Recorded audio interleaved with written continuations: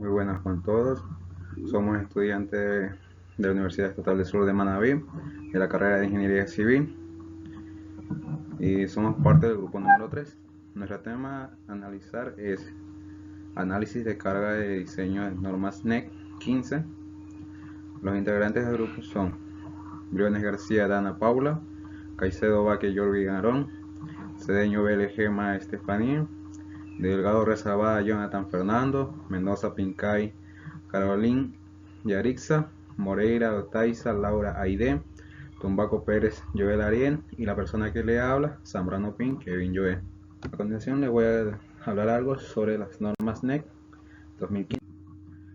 Las normas ecuatorianas de la construcción, el abreviado NEC, se encarga de recoger una serie de normativas que son de cumplimiento obligatorio a nivel nacional, las cuales establecen requisitos mínimos de seguridad y calidad que se deben cumplir en las edificaciones y en cada una de las etapas del proceso constructivo.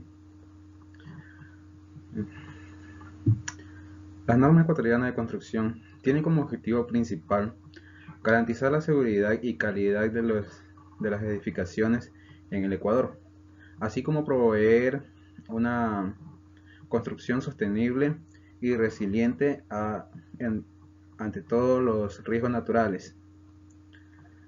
La ANEC 2015 es una herramienta fundamental para los profesionales y no profesionales del sector de la construcción, así como para las autoridades competentes encargadas de su fiscalización y control. Las normas NEC fue desarrollada por el Ministerio de Desarrollo Urbano y Vivienda, MIDUBI, en convenio con la Cámara de Construcción de Quito, con la gestión y coordinación de comités técnicos especializados conformados por expertos en las diferentes áreas de la construcción, representantes del sector público, privado y académico. La simbología ocupada por las normas ecuatorianas de la construcción NEC SSG 2015 es la siguiente: cargas permanentes, cargas sísmicas, sobrecargas, sobrecargas cubiertas, cargas de granizo y cargas de viento. Cargas de diseño. Son acciones las cuales el proyectista debe tomar en cuenta para el diseño de alguna estructura. Las cargas a considerar en el cálculo y en el diseño de todo tipo de edificaciones son las cargas permanentes y las cargas variables. Como podemos ver aquí tenemos los tipos de cargas, entre ellas tenemos lo que es la carga permanente o la carga muerta. Estas son aquellas que están constituidas por los pesos de todos los elementos estructurales que actúan en permanencia sobre la estructura. Como podemos ver aquí tenemos las cargas permanentes que están actuando sobre la estructura. Estos son elementos tales como muros, paredes, recubrimientos, instalaciones sanitarias, eléctricas, mecánicas, maquinarias, todo tipo de artefacto que esté integrado permanentemente a la estructura. Ya, aquí tenemos un ejemplo de lo que son las cargas permanentes en toneladas sobre metros cuadrados. Como pueden ver, tenemos lo que son las cargas muertas en lo que son las estructuras. Aquí tenemos un cuadro de cargas, la cual vienen siendo las losas que van a un nivel de 3.24 metros. Tenemos lo que son la losa 1, 2, 3, 4 y por último tenemos el tapagradas que viene siendo una cubierta.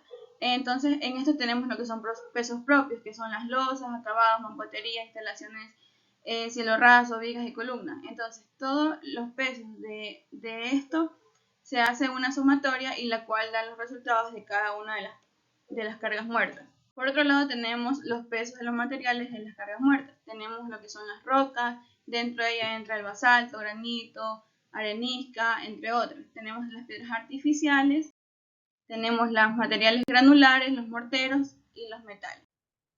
¿Qué es la carga viva? La carga viva es la que se debe a la operación y al uso del edificio. En ella intervienen todos los objetos, elementos que no guardan una posición fija y definitiva dentro de la construcción, y entran como tipo muebles, equipos, personal, etc. Por su carácter, la carga viva es particular al uso que se le destine a la edificación. Las cargas de operación en la construcción están formadas por una suma de cargas que tienen un carácter muy variable en su distribución, espacio y tiempo, así como las formas que actúan sobre la estructura. Esto va a depender de un efecto estático prácticamente permanente hasta un efecto dinámico o de impacto. Conviene también tener en cuenta las características básicas de la carga viva y su variación temporal y su variación espacial. En la mayoría de los usos se puede distinguir dos componentes, uno semipermanente y otro variable. Se debe tener en cuenta que la magnitud de esta variación de carga es muy distinta dependiendo del uso de la edificación. Como observamos en esta imagen, se puede ver la intensidad de la carga viva, tanto también como su variación. Con respecto a la variación temporal para su interacción con las personas permanentemente es de gran interés a la carga viva máxima, o sea, a la máxima intensidad que éste puede adquirir a lo largo de vida proyectada en cierta estructura. ¿Por qué consideraríamos importante la carga viva en una construcción? Pues cuando los ingenieros diseñan un edificio o una estructura, deben considerar el peso móvil que ésta soportará. De esta manera, la construcción será capaz de soportar el peso, el cual varía según la necesidad de cada estructura. Por ejemplo, la carga viva de una casa de 2 pisos no será la misma que la de un centro comercial en una ciudad. Pues cuando ya se conoce la carga viva que soportará una estructura, se puede determinar el tipo de construcción que se debe hacer, tanto como los materiales que se deben ocupar. Ambientales. Las cargas ambientales provienen de la naturaleza o entornos o medio ambiente. Estas cargas también se pueden considerar parte de cargas vivas, como la particularidad de que existen medios de condiciones ambientales. Para ello también se varían de acuerdo al lugar donde estarían y presentes en construcciones. Las cargas de lluvia. Este tipo de carga, aunque no es mayormente criticada, la carga de nieve es importante tomarla en cuenta, debido a que existen viviendas con techos horizontales y estos techos horizontales no tienen una caída adecuada, el agua de lluvia tiene acumularse sin llegar a escurrir y esto produce encharcamiento debido a que la carga aumenta cada vez más. Las cargas de granizo. Se considera una acumulación de granizo en corto tiempo y se debe tomar en cuenta las regiones del país con más de 1500 metros sobre el nivel del mar de las cargas de granizo. Se debe también considerar la carga mínima de 1 kilómetro metro cuadrado en los sitios donde es necesario considerar dicha carga. Y tenemos por último las cargas de viento. En estos últimos años eh, se han realizado varias investigaciones de acuerdo que la carga de viento, sin embargo, hasta la actualidad no se puede estimar un valor exacto para poder estimar el valor cercano al real en cuanto a la carga de viento. Combinaciones de cargas. Todas las edificaciones deberán ser diseñadas para que soporten las diferentes cargas que se presentarán en la vida útil de la estructura. De acuerdo a la NEC 2015, nos presenta 3 tipos de cargas, que son las cargas permanentes, las cargas variables y las cargas accidentales. En base a la normativa ecuatoriana de construcción 2015, esta contempla el diseño por última resistencia, el cual es un método que permite tener en cuenta los modos de comportamiento que ponen en peligro la estabilidad de la edificación o una parte de ella, o su capacidad para resistir nuevas aplicaciones en un futuro. Las estructuras, componentes y cimentaciones deberán ser diseñadas de tal manera que la resistencia de diseño iguale o exceda los efectos de las cargas incrementadas. Esto de acuerdo a las siguientes combinaciones, que suelen ser las combinaciones de cargas presentadas de acuerdo a la normativa. En este caso tenemos 7, en la cual en la primera combinación nos indica que se da el 1.4 por lo que es la carga permanente. La combinación 2 nos indica 1.2 por carga permanente más 1.6 por sobrecarga más 0,5 máximo de lo que es la sobrecarga de cubierta por la carga del granizo por el coeficiente de reducción. En la combinación 3 nos indica 1.2 por carga permanente más 1.6 por el máximo de lo que es la sobrecarga de cubierta por la carga de granizo, por el coeficiente de reducción, más el máximo de lo que es la sobrecarga por el 0,5 de lo que es la carga de viento.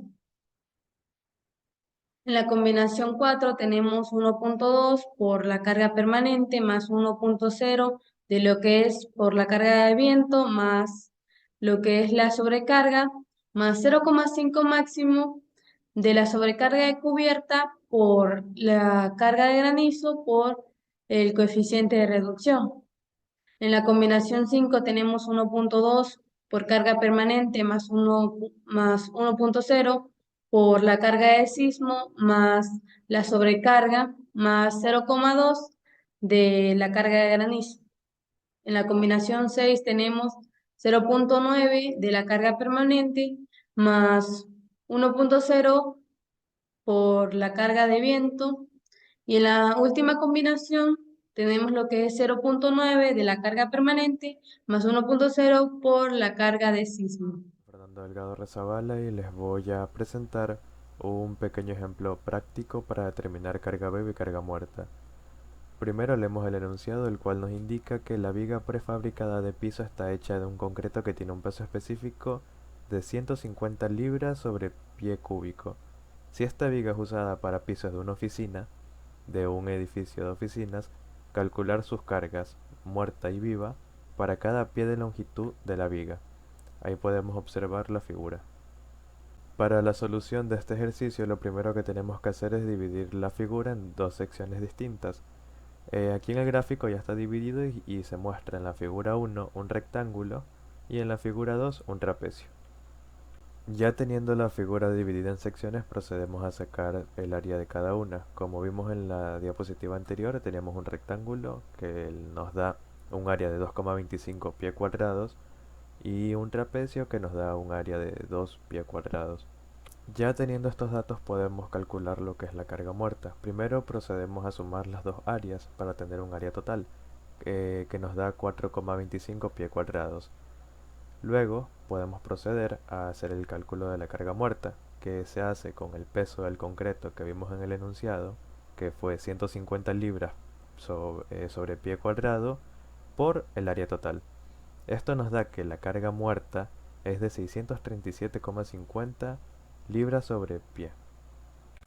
Para el cálculo de la carga viva es un poco distinto, ya que necesitamos el valor de L sub 0, que es la sobrecarga mínima, es uniformemente distribuida, el cual lo podemos encontrar en la NEC SSG de cargas sísmicas, que nos indica que para oficinas se tiene el valor de 2,40 kN sobre metro cuadrado, que es igual, en este caso, para dar un poco más de sencillez al ejercicio con unidades, 50 libras sobre pie cuadrado.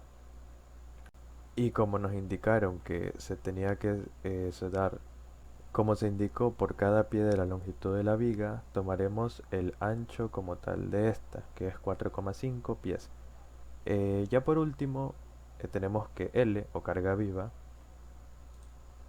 como debemos tener el cálculo para la carga viva de toda la sección de la viga, tomaremos el ancho, el cual es 4,5 pies.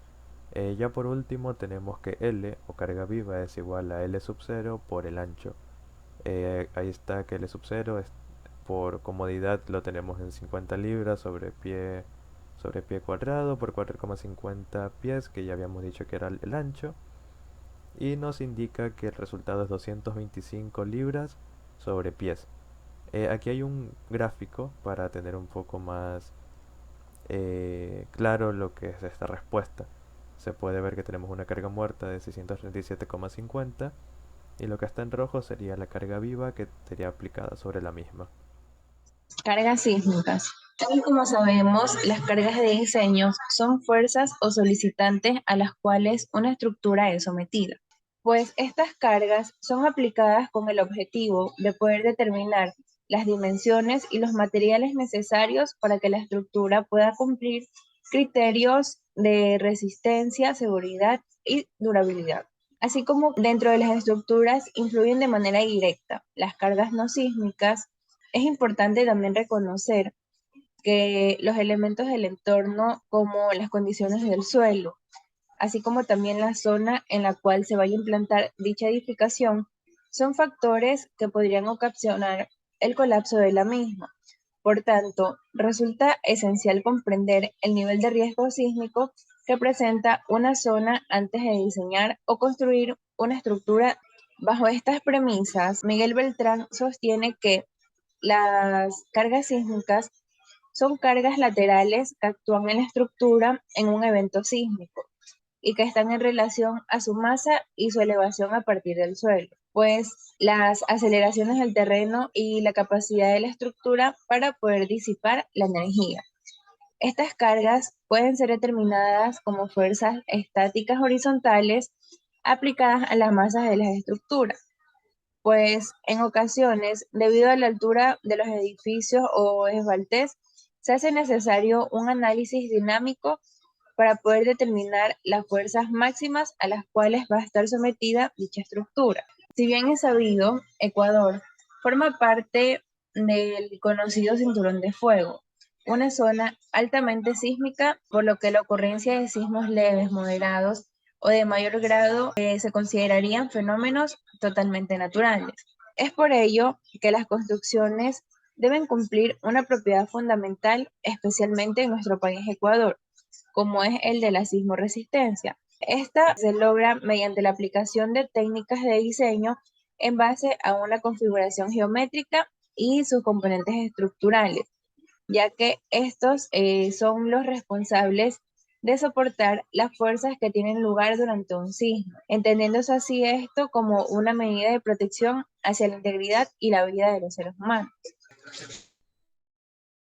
Mínimos para el diseño y el cálculo de las estructuras se determinan con base a los siguientes factores, como son la sismicidad de la zona. En la imagen que se encuentra en la pantalla podemos ver un mapa del Ecuador, el cual está subdividido con diferentes colores que expresan el grado o la sismicidad por regiones. Factores a considerar es el tipo de uso, destino e importancia de las estructuras.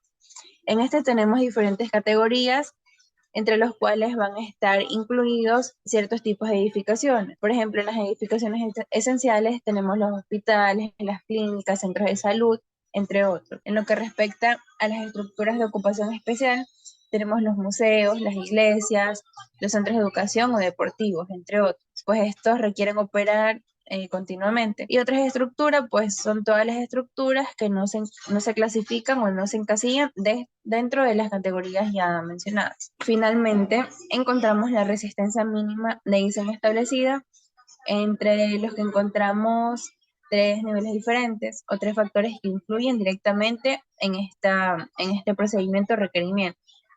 Tenemos el nivel de desempeño sísmico, entre los que encontramos tres tipos de niveles. Tenemos los tipos de sistema y configuración estructural, que van a depender directamente del método de análisis a realizar en la estructura. Y el método de análisis es la metodología para el cual se va a realizar el diseño.